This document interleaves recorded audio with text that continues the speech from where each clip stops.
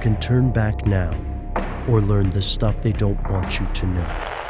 The conscious and intelligent manipulation of the organized habits and opinions of the masses is an important element in democratic society.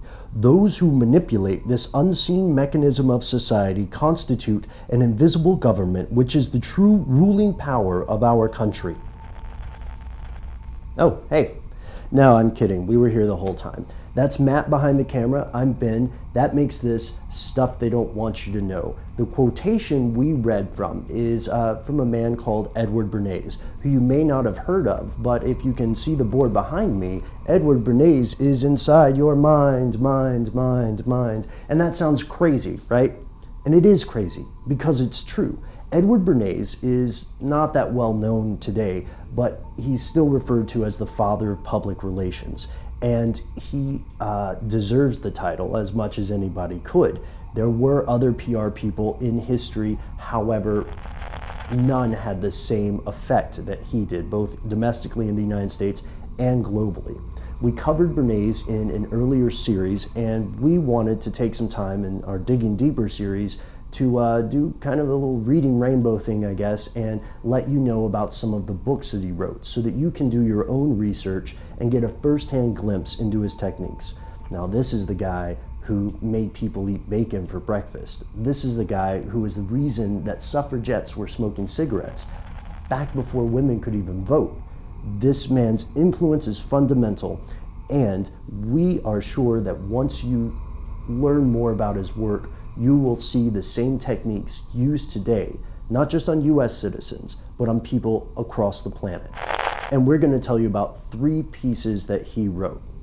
Now, one is an essay called Engineering Consent, and it's an excellent look at how a PR person or a policy think tank, for instance, would organize a social consensus around an issue, whether that issue would be something like, again, bacon, hairnets, a war.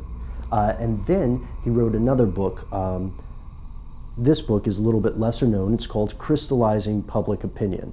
This is Bernays' look at the future of public relations councils and what PR firms can do to or for their clients. Now, this is by far his lesser known work, but it does have several fans, the most infamous of which, of course, is Joseph Goebbels.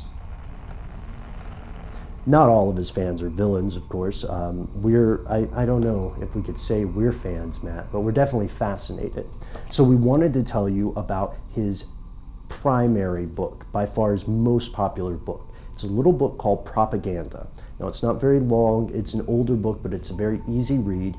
And what's better, we wanted to save you some time from running to the library or going to Amazon. You can read it online right now. Check out the link that we've included here. It's going to take you directly to a PDF where you can find a first-hand look at the tactics, the techniques, the motivations, and the consequences of Bernays' campaigns, his various campaigns.